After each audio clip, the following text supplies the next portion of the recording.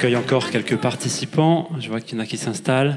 N'hésitez pas, s'il vous plaît, après, comme vous voulez, mais à essayer de descendre et de vous regrouper un petit peu pour les conférenciers. C'est beaucoup plus agréable d'avoir un public un peu plus compact plutôt que des gens très diffus dans la salle. La relation qu'ils peuvent mettre en place avec vous est vraiment facilitée quand vous êtes plus sur le devant. Donc n'hésitez pas à descendre des sièges les plus hauts. Pour introduire cette nouvelle conférence, une petite phrase que je vais vous laisser méditer quelques instants. La nature crée des différences, la société en fait des inégalités.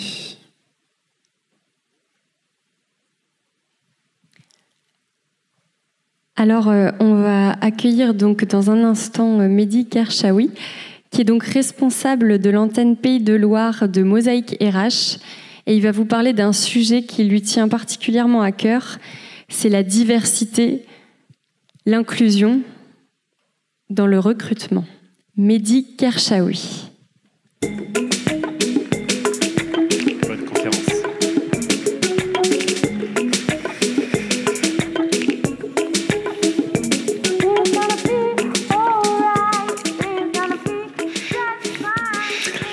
Eh bien, bonjour à toutes et à tous. Je suis vraiment ravi de vous voir présents ici. Et puis, on m'a dit qu'il faut que je profite de la salle. Du coup, je vais un peu me reculer et m'approprier les lieux. Je suis vraiment ravi parce que la thématique aujourd'hui sur le recrutement et le management inclusif est un vaste sujet. Et 20 minutes est assez court, mais l'objectif est vraiment de vous partager. En fait, vous faire prendre conscience de cet enjeu et qu'à la fin de cet échange, vous allez pouvoir vous l'approprier. Donc, j'ai vraiment pas la prétention de vous donner les outils immédiatement pour le recrutement et le management inclusif, mais de vous la présenter quelques faits, tout simplement. Avant tout ça, la première slide. Avant tout ça, je vais vous présenter des histoires réelles qui ont vraiment existé sur des faits avec des gens que je connais directement sur ce fait du recrutement et de l'inclusion et des discriminations qu'on peut avoir. Alors, la première personne que je cite, la première personne que je cite est Jack Ma. Donc cette personne a eu. Est-ce que vous le connaissez ? Non, pas du tout. Jack Ma était un succès en même temps, mais là, avant d'arriver à son succès, il a eu énormément d'échecs, parce qu'il était cancre à l'école. Personne ne le trouvait très perturbateur.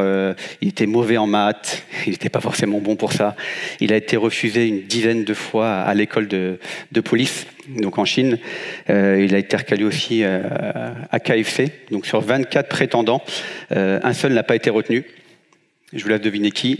Voilà, Jack Ma. Donc voilà, c'est un des exemples de ces enjeux-là sur cette personne-là. Et en fait, c'est le fondateur d'Alibaba, si vous connaissez.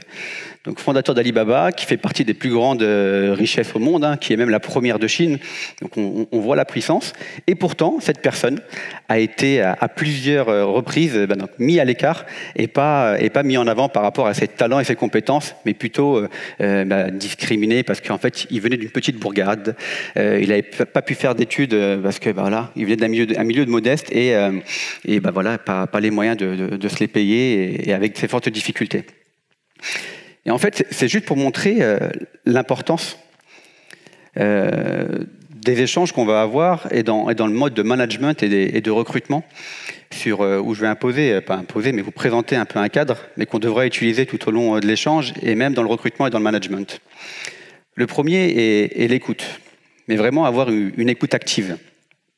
C'est vraiment important parce que souvent on écoute, on a des préjugés ou on donne déjà un avis lorsqu'on ne connaît pas une personne.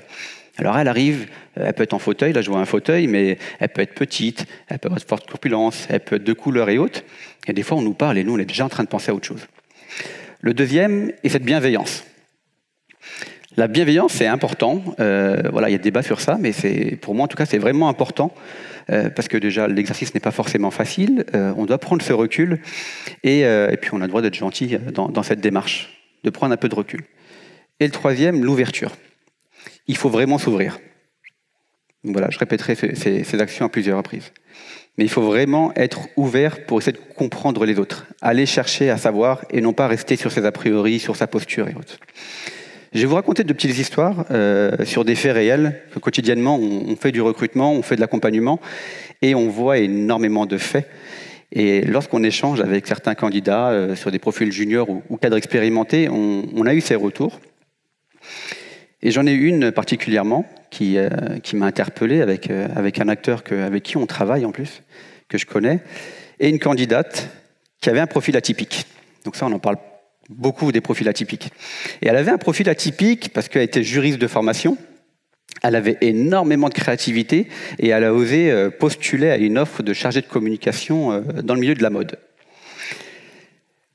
Et en fait, elle a vraiment poussé sa recherche, mais vraiment, elle a poussé sa recherche, elle a fait des actions sur l'entreprise, elle est partie regarder leurs valeurs, la démarche RSE, comment ils voulaient communiquer auprès de leurs clients et de leurs différents partenaires. Et du coup, elle a fait une présentation, elle a créé une box carrément, où elle a mis plein d'outils dedans, plein de petits rappels des différentes valeurs sur le coton bio, sur les valeurs qu'il pouvait avoir l'entreprise, et elle a envoyé sa candidature comme ça. Déjà, dans un premier temps, on voit cette première compétence de la créativité. Ils l'ont reçue au niveau du siège et ils ont été surpris de cette candidature. Ils l'ont trouvée géniale, vraiment géniale. Et c'est remonté jusqu'au niveau de la direction internationale, mais vraiment au sein du directeur. Et du coup, dans cette deuxième étape, elle a été reçue en entretien et elle est arrivée. Et lorsqu'on est arrivé, on lui a dit « Ah, c'est vous ?» Et là, on se pose ces questions. On lui a dit « Ah, c'est vous ?» pour la simple et bonne raison, c'est le début de l'entretien, pour la simple et bonne raison qu'elle n'avait pas le profil type du stéréotype de la personne en communication, du stéréotype qu'il voulait avoir dans la mode, donc une grande personne, plutôt élancée, avec un profil plutôt hype, comme ils peuvent l'appeler.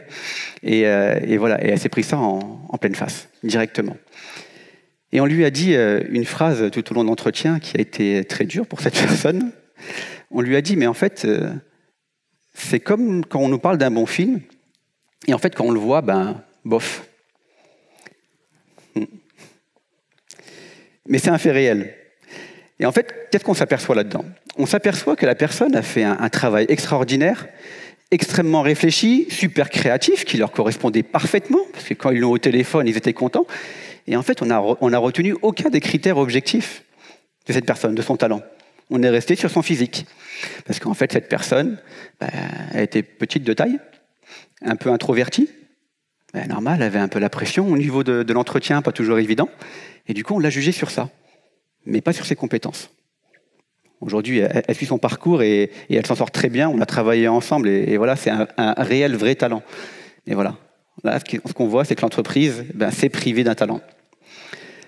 La deuxième histoire, rapidement, qui est celle d'une personne qui est venue nous rencontrer tout récemment, il y a 2 mois.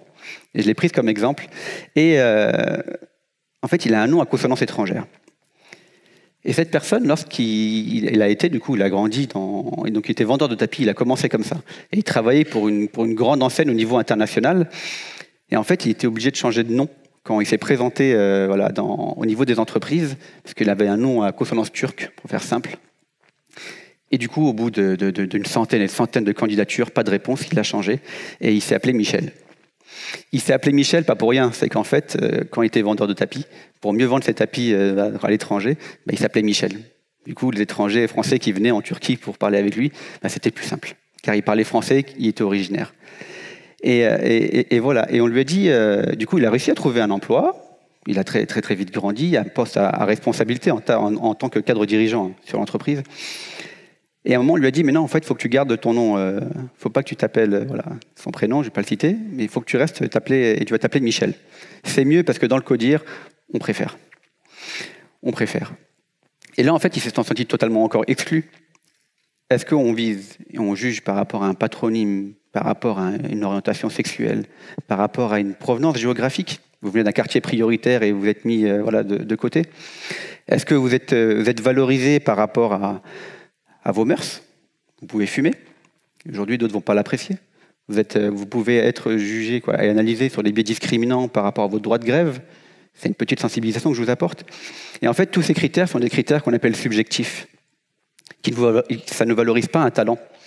Ça valorise juste une posture qui est quelconque, mais qui ne valorise pas vos critères objectifs qu'on peut transponder à une offre d'emploi. Et ça, c'est vraiment important de se le mettre en tête, toujours partir avec cette vraie écoute active.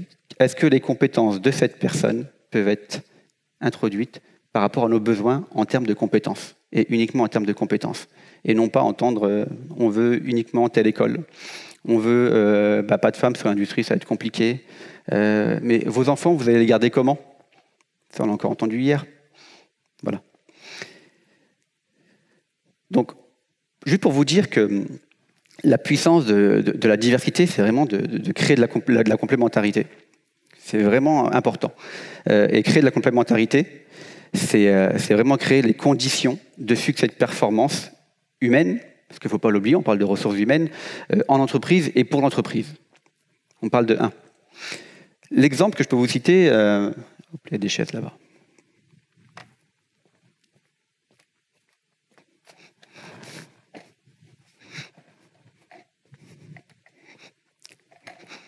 Ici, on va avoir une chaise et on va demander à l'équipe A de s'en occuper et de nous améliorer cette chaise en termes d'innovation. Et ici, on va avoir l'équipe B. L'équipe A va être composée d'ingénieurs très qualifiés, d'une grande école, très reconnue, qui font du très très bon travail. Ils sont géniaux, ça c'est génial. Et l'équipe B va être avec une personne de cette équipe d'ingénieurs, donc de très grande école, on va l'avoir, mais on va retrouver aussi d'autres profils. On va avoir des profils universitaires. On va avoir des profils plutôt atypiques, avec un parcours entrepreneurial, qui vont être présents. Et en fait, dans ces études, qu'est-ce qu'on s'aperçoit? On s'aperçoit que l'équipe A va très bien fonctionner, donc en termes de production, mais en termes d'innovation, vont être plus limitées. Parce que l'innovation, on va la retrouver plus dans l'équipe B, car elle a eu une équipe plutôt diversifiée. Et la diversité, pour avoir cette faculté d'innovation, on a besoin d'avoir de la créativité. Et pour avoir de la créativité, on a besoin d'avoir différents cerveaux qui pensent différemment. Parce que l'équipe A va penser process du même domaine d'activité dans lequel ils travaillent. De leur école, ils ont appris comme ça, ils font fonctionner de telle et telle manière. L'équipe B, ça va fuser en termes d'idées. Ça va vraiment y aller, et là, on va plutôt avoir un résultat extrêmement innovant. Et ça, c'est la valeur de la diversité. Et c'est comme ça qu'aujourd'hui, on doit encore évoluer sur ces process. Je vous dis ça pour quelle raison? On a vu sur les parcours, ils se sont pris des freins, pour faire dire, par rapport à des biais, par rapport à leurs compétences. Mais l'important, ce qu'il faut comprendre, c'est que quand on est issu de cette diversité, donc qu'est-ce que ça veut dire? La diversité, c'est vraiment le grand tout le monde. Mais chacun, déjà, a eu son idée en tête. Mais ce qu'il faut savoir, c'est que quand on est issu de cette diversité, au sens large, donc plus éloigné ou ethnique, avec lesquels on peut avoir des discriminations, et quand on est jeune étudiant, on met 3 fois plus de temps pour trouver un emploi. Alors ce qu'il faut savoir, aujourd'hui, la moyenne est à peu près de 6 mois lorsqu'on sort de ces études pour trouver un emploi. Et du coup, 3 fois plus de temps quand on est discriminé sur plusieurs critères. Et les faits sont les suivants. De 0 à 6 mois, on se dit, je viens d'arrêter de travailler, j'ai droit à un peu de repos, j'ai droit de prendre du recul sur mon projet professionnel, j'ai droit de prendre un peu de vacances. Et du coup, de 0 à 6 mois, on commence à se chercher, on se pose différentes questions, on prend un peu de temps. Et passé ces 6 mois, on se rend compte que c'est un peu plus compliqué. On n'a pas encore trouvé l'emploi qu'il nous fallait, et on rentre dans la deuxième phase. Et cette deuxième phase est cette perte de confiance. Et là, peu importe les profils, perte de confiance. Je suis nul. Est-ce que je me sens prêt, vraiment, à reprendre ces activités? Est-ce que je commence à avoir peur? Je me dis que je ne suis pas compétent maintenant. Ça va être difficile. Et là, on ne trouve toujours pas d'emploi. Parce que 3 fois plus de temps, on arrive plutôt à 18 mois. Et qu'est-ce qui se passe? On arrive à 10 mois, 12 mois, selon les différents profils. Et lorsqu'on passe sur cette phase-là, on arrive sur la phase où je vais me victimiser. Oui, parce que maintenant, à 45 ans, on est senior. On ne veut pas de moi. C'est sûr. C'est sûr qu'on ne veut pas de moi. Je suis senior. On préfère prendre que des jeunes. Et ça, on l'entend. Je m'appelle Mehdi. Du coup, on ne préfère pas. J'ai un handicap. Et en fait, ça, c'est tout ce qu'on essaye d'éviter. Vraiment. Parce que du coup, on n'arrive pas à se valoriser. On ne se valorise plus. On vient et on se plaint en entretien. Et ça, c'est le rôle de tous et tout à chacun de prendre, et pourquoi je parle d'écoute active et de bienveillance, c'est qu'à un moment, on a ces a priori-là quand on échange dans le recrutement. Et trop souvent, des fois, on blesse, on ne prend pas le temps, et en fait, les deux sont perdants. Autant le candidat, quand on arrive à des critères de la sorte, et autant l'entreprise ou l'organisation, ça peut être une institution, qui se prive de talent. Et ça, c'est dommageable. Et ce qu'il faut savoir, c'est que, vous le voyez derrière moi, la diversité est source de performance. Je vous ai montré tout à l'heure l'histoire avec les chaises, mais lorsqu'on intègre la diversité dans une organisation ou dans un comité exécutif, donc là c'est une étude de McKinsey, on a 33% de plus d'avoir des résultats financiers supérieurs à la moyenne. On parle de résultats financiers, il ne faut pas oublier l'humain, mais une organisation, une entreprise doit créer de la valeur. Mais comment doit-elle créer de la valeur? Donc ça, c'est un premier exemple. Le deuxième, donc l'entreprise qui affiche le taux le plus élevé de dirigeants de sexe féminin, ont aussi un rendement financier supérieur de 34%. Donc là, on voit l'importance, quand on parle d'égalité femmes-hommes, arriver à un stade où il y a ce plafond de verre, on va dire, non, stop, sur le comité de direction, c'est un peu plus complexe, et du coup, là, on va mettre des freins. Donc la diversité dans sa globalité est source de performance. Par contre, pardon, ça a été trop vite. Voilà. Trop tard, allez. Par contre, il va falloir la cadrer. La diversité ne peut pas être juste intégrée de la sorte. Du coup, il faut pouvoir travailler plutôt sur le management inclusif. Mais du coup, qu'est-ce que le management inclusif? Qu'est-ce qu'un bon manager? Un bon manager, je vous ai cité tout à l'heure ces 3 actions d'écoute, mais vraiment d'écoute active qui sont importantes. De bienveillance. En fait, le message, c'est qu'on a le droit d'être gentil.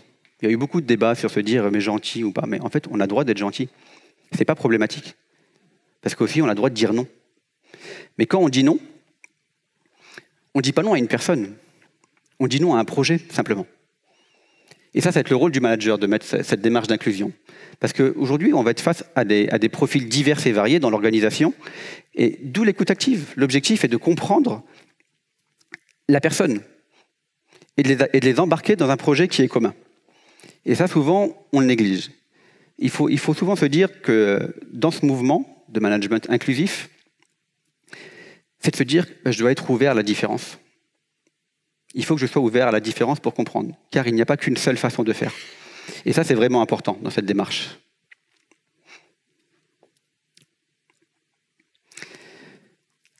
C'est important dans cette démarche, mais trop souvent négligé. Parce que quand on vous met un manager, je ne sais pas si vous l'avez déjà connu, on a un bon vendeur. C'est le meilleur vendeur, et hop, on le pose manager. Et trop souvent, il se sent complètement dépité, parce qu'il faut avoir certaines valeurs et certaines postures lorsqu'on veut être un bon manager, en tout cas, ou un management inclusif. Certaines personnes dans ces profils ont besoin d'être très, très accompagnées, très cadrées et souvent séquencées avec un travail journalier et du coup être structurées. Les deuxièmes publics, type en profil diversifié, les HPI. Est-ce que vous connaissez des HPI? Les HPI, ce sont les hauts potentiels intellectuels. Et les hauts potentiels intellectuels, ce sont des profils souvent discriminés, parce qu'introvertis ou extravertis, ça va très très vite, très mal compris. Et du coup, ils sont souvent mis de côté. Et ce type de profil, eux, ont besoin d'avoir plutôt un cadre assez large, une mission, et on les laisse travailler. Et on les laisse travailler donc à la semaine sur un projet, et voilà, ils peuvent s'exprimer. Ça, c'est vraiment important dans ce type de management inclusif. Donc vraiment l'écoute, je le répète, vraiment l'écoute active, cette bienveillance et cette ouverture. Cette ouverture pour se dire que je n'ai pas forcément toujours la bonne solution, et surtout qu'il n'y a pas qu'une seule bonne solution. Vraiment qu'il n'y a pas qu'une seule bonne solution. Donc moi, le message que je souhaitais faire passer aujourd'hui, c'était juste de vous faire prendre conscience de l'enjeu de la diversité dans vos organisations, avec les différents acteurs, de montrer la puissance que ça a, parce qu'en fait, elle est représentative de notre environnement. Et du coup, formez-vous, accaparez-vous ce sujet, posez-vous les bonnes questions, échangez avec les différents acteurs, et puis pour finir, juste osez. Oser, et on est dans la fabrique du changement, donc conduire le changement, c'est vraiment oser et aller vers. Voilà. Merci.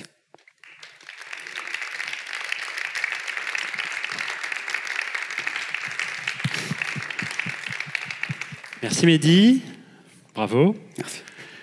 Comme d'habitude, on lance le code klaxon. Vous vous connectez, vous nous proposez quelques ressentis.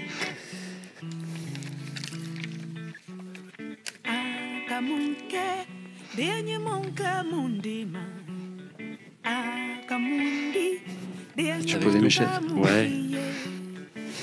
Alors, le management inclusif, le recrutement responsable, des pratiques que vous vivez, des pratiques que vous visez.